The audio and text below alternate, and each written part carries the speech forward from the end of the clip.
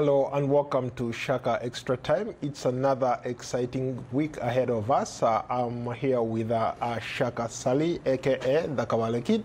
Hello, Shaka. Hello, Paul. How are you? Hugely terrific. We had an exciting week last week. I hope this week is even going to be better. It's probably even much better than last week because at least we are sure, at least for now, unless something hugely, incredibly terrible happens, there should be at least a team from the continent, frankly, that moves into the next round. Well, a warm welcome to you all our Facebook followers and Twitter followers watching us live. Shaka Extra Time is a place where you get to talk to Shaka himself and ask some questions. Right away, let's go to the World Cup. African teams have had a remarkable start so far. We have countries that have done very well and countries that are still that are technically out of the competition. We are talking about Egypt, we are talking about Tunisia. They're out of the competition, but we still have Nigeria in play. They're likely to play Argentina this afternoon. We have Senegal. Senegal has been doing miracles. Your thoughts?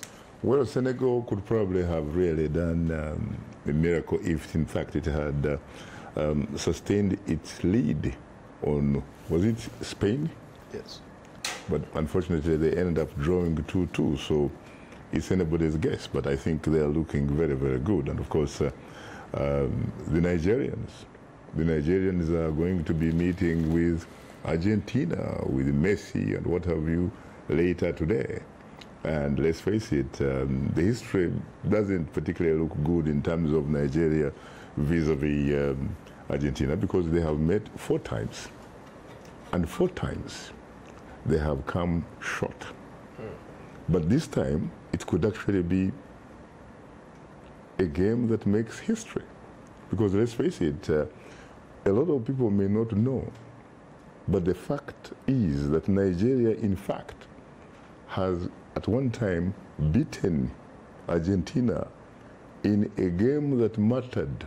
And that was the finals of the Olympic Games in 1996 in Atlanta. They beat Argentina and took the gold medal. Along the way, they had in fact also beaten, guess what? Brazil. Interesting. You know, every time I see Argentina, it reminds me of the young Maradona, Diego Maradona. And now Messi. Messi has had a rough start, but he's arguably the #2 soccer player in the world. So I'm waiting to see how he plays this evening. After who? After Ronaldo? Yes. What about Neymar, the Brazilian African diaspora type of guy? Yeah, he's also one of the top football players. And Paul, you know, I should point out really that people talk about Africa and they say Africa is missing in action, simply because the continent is not probably doing as much as it should or it ought to do. But let's face it, you have the African diaspora doing incredible work. For those who may not know again, we walk back in memory lane to 1998 in the Stade de France in Paris. The French national team winning the World Cup final for the first time ever. And guess what? Most of the players, including the guy called Zidane, who scored 2 out of the 3 against Brazil. His parents came from Algeria back in 1953. You had Thierry Henry himself, whose parents, one come from Guadeloupe, another one from Martinique. Thierry Henry. He's a Mchiga man. Interesting. You know, Shaka, it looks like this time around, the big teams are not doing as well as we expected. You look at countries like Argentina, you look at countries like Brazil, Germany was almost kicked out. You look at countries like Uruguay, that's a small country, is now like leading with 9 points. Then you have, of course, Russia, the host, which is doing very, very well. And all the other, France, Croatia, Mexico, England, these are countries that were considered to be, at least by a lot of analysts to be pushing for the championship. I think you're right, especially when you look at Germany, and you remember 4 years ago, essentially they caused some kind of Brazilian massacre, really, when they beat Brazil at home in Brazil, 7-1. And they're probably paying for that. I mean, let's face it, no team, by the way, however good or great actually it is, has actually won the World Cup back-to-back since 1970, when Brazil actually last did it, having had, not 1970 actually, 1962, having initially won it for the first time in 1958. So no team actually, since then, from what I remember, correct me if I'm wrong, no team has actually won it back-to-back. And so probably the Germans are actually carrying a monkey on their back. Interesting. A lot of my Nigerian friends are anxious. They're waiting for this match, Nigeria versus Argentina. Any predictions? To be honest with you, I would like to see the Green Eagles really for the first time, you know, kind of like remove the monkey off their back vis-a-vis Argentina and move to the second round, and who knows, it could probably happen. Well, let's move along. Let's now talk about peace, or if there is any peace to keep, like you already say, let's go to South Sudan. My reporting, or the reporting that I've seen online this far, says there was no deal reached in Khartoum by the two warring parties, President Salva Kiir and his main rival, Riek Machar. Of course, you had the president of Uganda and the president of Sudan trying to mediate those talks. Bring us up to speed, Shaka. It is very interesting. Of course, I was looking at today's edition of the East African, and you have this beautiful picture of the four men. You're talking about, of course, in addition to the president of Uganda, Yoweri Museveni, and the host, of course, Marshal al-Bashir. You're also talking about the president of South Sudan, Salva Kiir Mayardit, and you talk about Dr. Riek Machar. They have beautiful picture, really. But this was before they actually even began the talks. But the fact that they are even talking, by the way, is very, very significant, because let's face it, when you're talking about peace, peace is neither an incident nor an event. It is a process. And I'm glad that finally the president of South Sudan, Salva Kiir Mayardit, has at least really given peace a chance, because let's face it, we keep talking each week, Paul, that people are doing the dying in South Sudan. People are starving. People are refugees in their own country and in the countries surrounding their country. These guys have to figure out a way of putting aside their selfish interests and make sure that they agree on giving a chance to their own people. I mean, let's face it. You know, you do not actually make peace with a friend. You make peace with an adversary, with your enemy. And I think Salva Kiir, the sooner he recognizes that, the better. And this really should not just be, you know, talking the talk and, you know, signing a piece of paper that you don't believe in. They should actually go for it, because time is running out, man. It's simply too much. But again, to expect that these guys meet in Khartoum and, you know, sign a piece of document and what have you, probably is expecting too much, really, because let's face it, these guys have not met in the last 2 years. These guys, each time they have met, there is the issue or the deficit of trust. And even if you're trusted, there is a great American president that once said, trust but verify. How is it going to be verified if, in fact, they agree on the modalities of going forward towards peace? There should be guarantees, probably, provided by the IGAD plus, the Troika. The same Troika, by the way, that guaranteed the comprehensive peace agreement between the SPLA, and the government of Khartoum, of Sudan, back in 2005. That's really what we need to have. Shaka, what do you make of the argument that maybe there is no peace to keep? So many people have died, and these leaders just keep talking about a peace process, peace talks, and nothing yields. Maybe I could also tie that into a Facebook comment from Biret Shiferwa. Shaka, don't you think foreign interference, especially from Western countries, make it difficult to bring peace in South Sudan? I can also maybe add in the context of Uganda. Uganda is trying to play the role of a mediator, but it actually is taking a side. Your thoughts? Uganda is definitely playing a very partisan role. There's no question about it. There's no question about, no doubt about who it supports, who it would like to be, to continue being president in Juba. It is Salva Kiir Mayardit.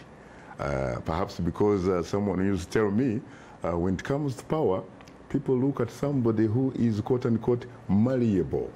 It's quite possible that the Ugandan president looks at Salva Kiir as somebody who is malleable and therefore can actually control.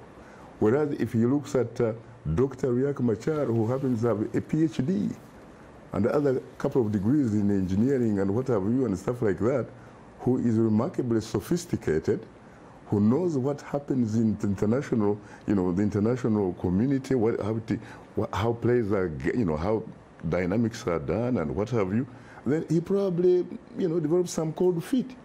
He probably thinks that that is a sort of intellectual equal, if not superior, and therefore doesn't probably feel comfortable really with him. But these are dynamics of power. But then there are also reports that, the president of Sudan, al-Bashir, also happens to favor, or at least to back, Dr. Riek Machar. So I think sometimes you need something very different. Because if you talk about the kind of negotiations they are going through, someone might tell you that you are probably looking at a couple planning a marriage while concentrating on divorce. This has actually happened not once, but twice. So probably people may think about what some have suggested, that maybe, just maybe, remove these two principles out of the interim government. And I'm talking about President Salva Kiir and Dr. Riek Machar. Remove them out of these interim arrangements. Bring two other individuals to hold the fort so that these guys can actually eventually go and sell their messages among their people so that they surface when it is time for elections. This is something that probably actually could make a very big difference. But let's face it, these individuals, they have supporters, they have hangers on, they have people who benefit out of them. These people, they still are committed, they are still very sycophantic, very supportive of the individuals they support. So it's not a very easy thing to do. But I think ultimately something has to be done, at least sincerely, in the interest of the ordinary South Sudanese citizen. You are watching Shaka Extra Time. We are streaming live both on Facebook and Twitter. If you want to tweet us, you can tweet us at Shaka Extra Time.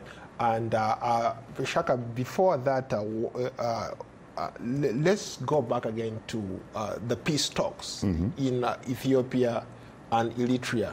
As of today, for the first time in almost 20 years, you had a delegation sent from Eritrea to come and meet the new Prime Minister, Abiy Ahmed, there. Very significant in the sense that these two countries have been at it for a very long time. Your thoughts? Very significant step in the right direction because keep in mind that these two countries, first of all, they broke diplomatic relationships back in 1998.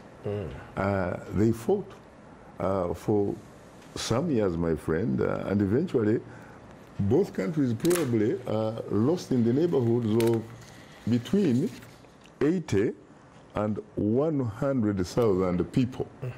We're talking about soldiers, really, fighting for this very small neighborhood trading center, if you will, called Badme. Population 15,000, according to some estimates. And these people are brothers, by the way. I mean, let's face it, when you talk about Eritrea and Ethiopia or Abyssinia, the ancient kingdom, they are really brothers. The fact that this new man, Abiy Ahmed, has come up and worked his magic, to be very honest with you, he looks like someone. Someone that when the Clinton administration coined some kind of word or baptized the new leaders in Africa, we're talking about Isaias Afwerki of Eritrea, we're talking about then Meles Zenawi of Ethiopia, Yoweri Museveni of Uganda, Paul Kagame of Rwanda, and to a certain degree also at the time, Laurent Desire Kabila. They called them a new breed of African leaders, the beacons of hope for African democracy. They turn out to be like a new breed, in fact, of African dictatorship. It's quite possible that Abiy Ahmed probably reflects and represents that. It's quite possible. We don't know. Time will tell.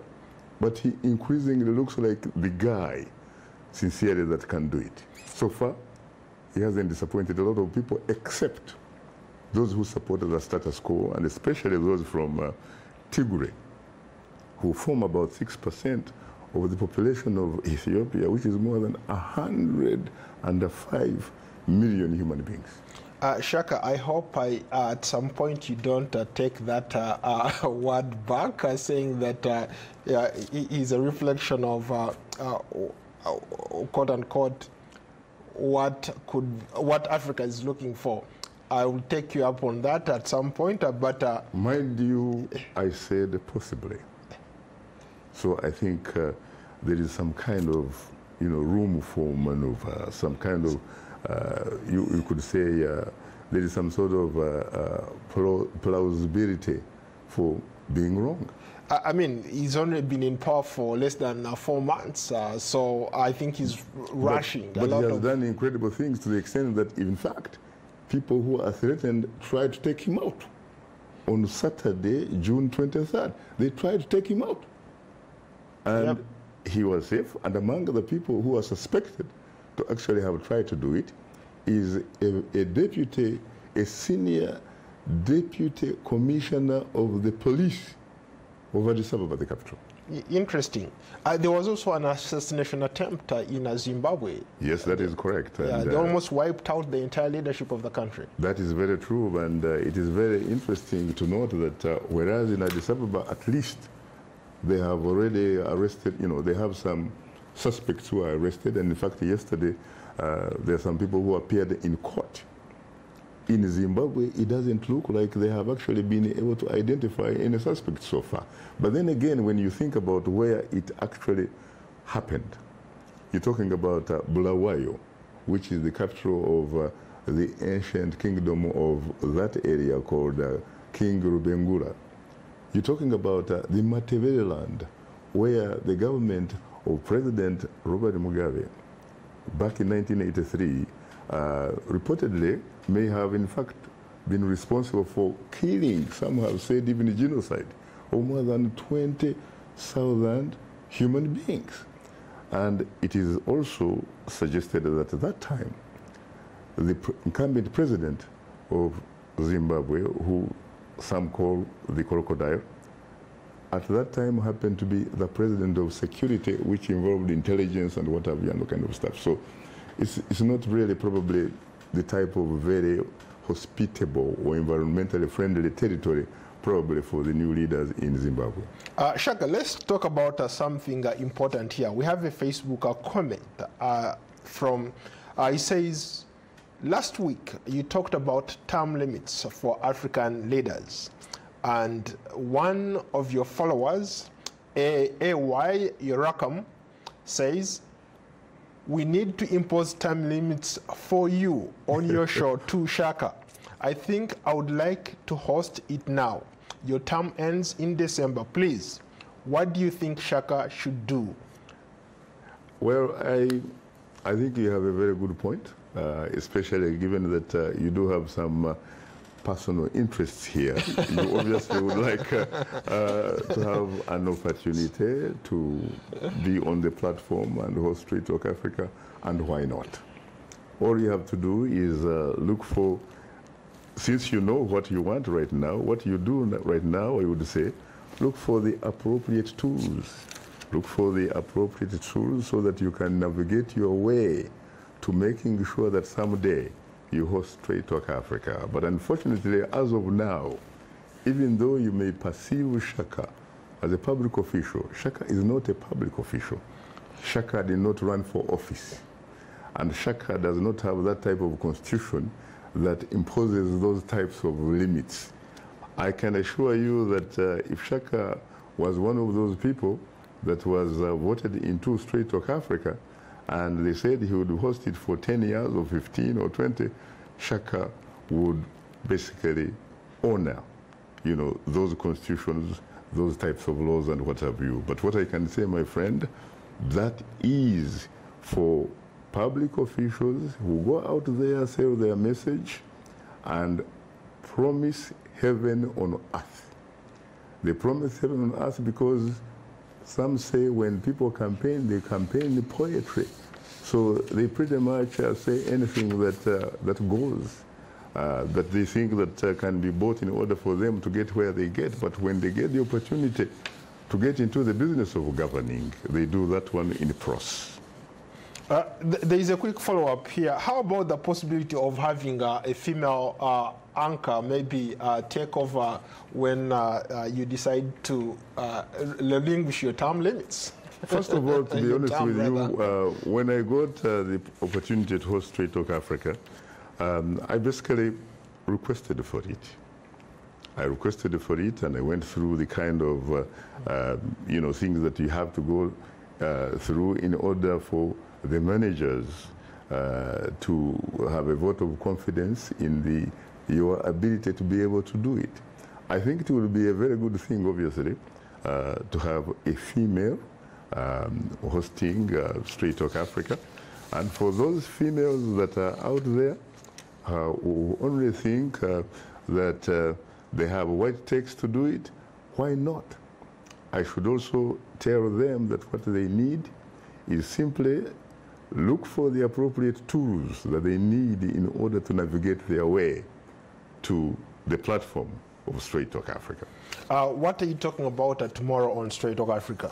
Tomorrow we are actually looking at some very interesting issues. We're looking at women empowerment, and we are also at the same time looking at what they call decentralization systems of government, so as to provide services or take services closer to the people. We're talking about service delivery, and we're also looking at it in the context of democracy, whether in fact service delivery and, for example, democracy or the issues of civil liberties, in a sense, are mutually exclusive.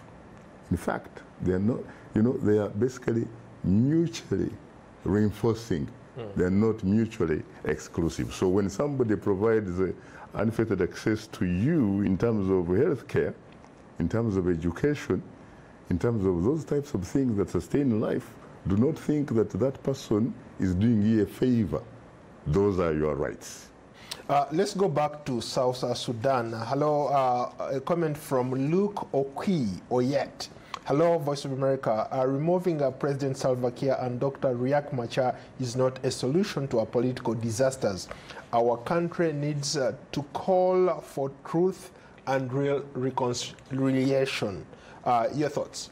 Well, remember I had also touched on that there are obviously some people who very strongly believe in the leaders that they follow. And therefore, they are not going to even, even for a second sincerely, consider the possibility of these people stepping aside for a while.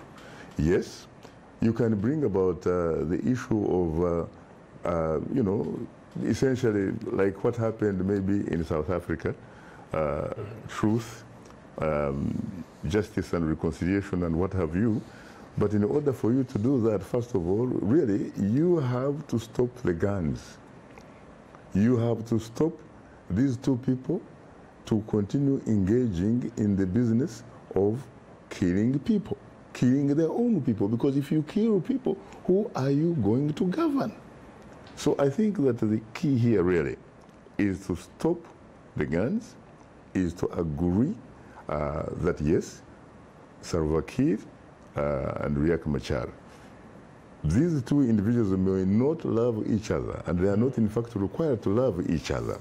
They may not like each other, but the fact of the matter is, sincerely, circumstances have condemned them to live together in one country, and they have to think about the responsibility that is incumbent upon them to give a break to the people of South Sudan who really have been doing the dying since 2013 up to now. Shaka, the question of term limits seems to be generating a buzz here. Let's go to Nicholas Trinabo in Kigali, Rwanda.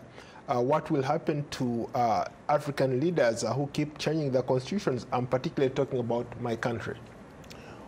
Well, first of all, I think that it is incumbent upon Tulinawe and his colleagues to essentially put their feet on the ground, answer the call of citizenship, so that they can make it very difficult, if not impossible, for some individuals to impose themselves on them. Experience has shown, and history also will probably, bear me out, that in countries where an individual has stayed almost longest, and we're talking about people like Gaddafi, we're talking about people like Mobutu Sese Seko Wazabanga, we can talk about a lot of other people who have stayed longer, ruled undemocratically.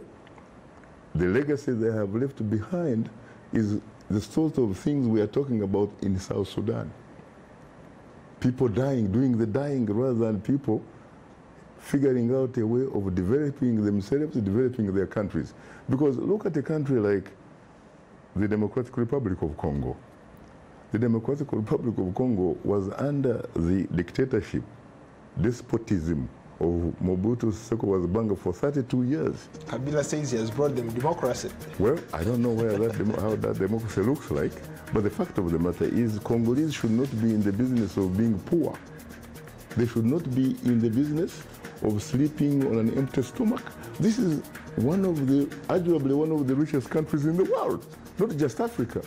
One of the richest countries in the world. You're talking about Colton. You're looking at that iPhone. That iPhone will not be there without coltan from the eastern part of the Democratic Republic of Congo. Shaka, unfortunately, we have to end it there. Thank you so much for watching us live here in Washington. I look forward to hosting you on another edition of Shaka Extra Time. Until then, thank you so much, and so long from Washington.